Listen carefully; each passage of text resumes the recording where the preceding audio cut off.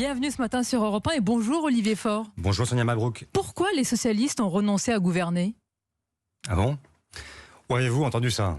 Nous n'avons renoncé à rien, au C'est contraire. vous avez exclu la possibilité d'un candidat socialiste en 2022. Je n'ai absolument rien exclu. Je dis simplement que ce qui, moi, me rendrait vert de rage, ce serait d'avoir une fois encore à assumer un deuxième tour qui opposerait Marine Le Pen à Emmanuel Macron. Pourquoi un candidat socialiste, c'est aller vers l'échec? Est-ce que je vous ai dit ça? J'ai dit simplement qu'il faut maintenant constituer un bloc social et écologique. Et dans ce cadre-là, rien n'est dû, ni aux socialistes, ni aux écologistes, ni à personne. Et qu'il faudra, le moment venu, choisir celui ou celle qui est en mesure d'incarner ce bloc social et écologique et en même temps de nous porter à la victoire. Mais Olivier Faure, 2 ans avant la présidentielle, vous annoncez ou vous laissez fortement penser qu'il n'y aura pas de candidat socialiste. Vous imaginez vos amis, entre guillemets, ce matin en entendant cela? Mais je n'ai rien laissé entendre de la sorte. J'ai simplement dit depuis plusieurs jours, depuis qu'on m'a interrogé sur cette question, que l'évidence, c'est qu'il faudra éviter ce que nous avons déjà connu trop souvent. Vous vous rendez compte, Sonia Mabrouk, que si nous n'étions pas au deuxième tour de l'élection présidentielle en 2022, ce serait la 3e fois en 20 ans. Ça n'est plus une exception, ça devient la règle. Et moi, je refuse cette règle-là. Je veux absolument gagner. Offrir une alternative aux Françaises et aux Français, ce qu'ils ont déjà perçu au moment des municipales. Est-ce qu'on peut encore gagner? Est-ce que vous pouvez encore gagner, Monsieur Faure, avec un candidat socialiste? Ce matin, la question est claire finalement. Est-ce que vous avez encore foi en les socialistes? Mais bien sûr que j'ai foi. Je suis premier secrétaire des socialistes. Et donc, je crois effectivement au message que nous portons. Mais ce que je crois, c'est aussi que nous ne pouvons plus arriver divisés. Si nous sommes divisés à l'élection présidentielle, ce qui s'est passé trop souvent, nous connaissons l'effet de tout cela.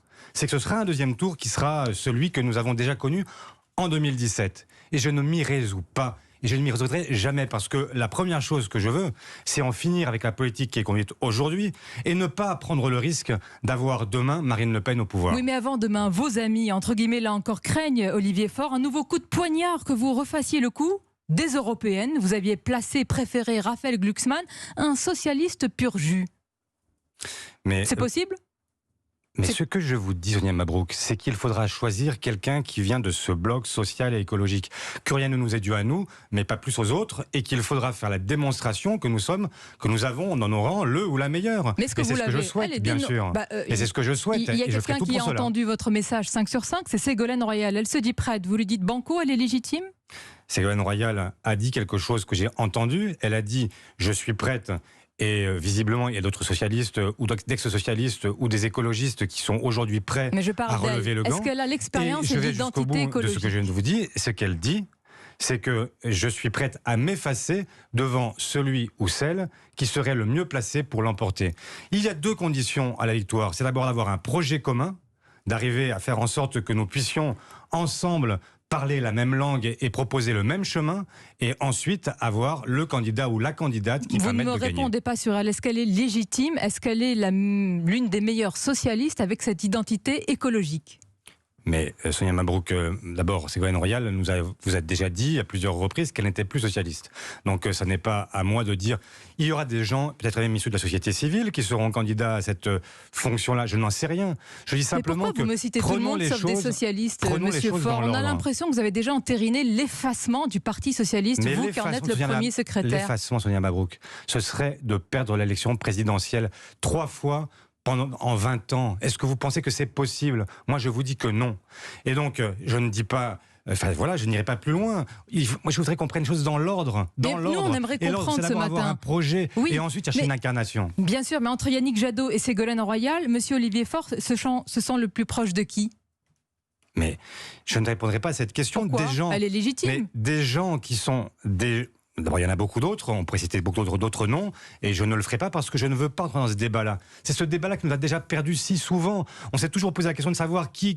Et on a eu des écuries présidentielles, les unes après les autres. Allons sur le projet, mais c'est plutôt le projet des socialistes ou des écologistes?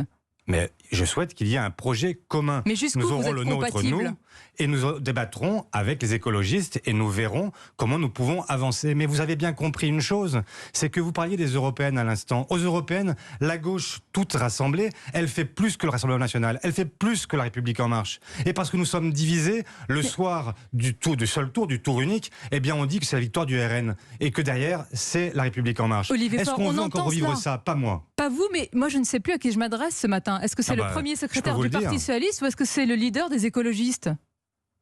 Mais vous l'aurez compris, en tout cas je l'espère, je suis socialiste, je le reste, je ne suis pas écologiste. Mais ce que je dis aussi, c'est que nous ne pouvons plus faire les uns sans les autres. À force de penser uniquement à son propre drapeau, ne pas penser aux Françaises et aux Français qui attendent et qui espèrent avec nous, eh bien, on finit par passer à côté de tout. Les Français qui ont voté le 28 et qui ont voté pour ces listes sociales et écologiques, vous croyez qu'ils attendent quoi? Qu'on se batte encore comme on l'a fait si souvent? Que la querelle des égos revienne? Que chacun pense d'abord à lui avant de penser au collectif? Tiens, ça vous énerve là, on dirait que... Mais oui, ça m'énerve, parce que je pense effectivement... Qui vous énerve d'ailleurs? J'ai l'impression que ce sont vos camarades, ce les qui m'énerve, socialistes. c'est la perspective de l'échec. C'est la perspective qu'on puisse encore une fois penser que l'on peut échouer. Non, on ne peut plus échouer. Est-ce que vous pensez que les gens qui souffrent depuis 3 ans d'un politique et conduite ont encore 5 ans de plus à attendre? Mais moi je vous dis que non. Je vous dis que est-ce que la planète elle peut encore attendre 5 ans de plus? Je vous dis que non non plus. Mais Monsieur Faure, est-ce que les militants socialistes qui vous écoutent ce matin se demandent s'ils ont encore une chance aujourd'hui de voir leur couleur portée? Est-ce que le rose se dilue complètement dans le vert? Mais le rose ne se dilue pas dans le vert et le vert ne se dilue pas dans le rose. Il y a nécessité de bâtir une offre commune. Cette offre commune, elle passera forcément par la recherche d'un chemin commun.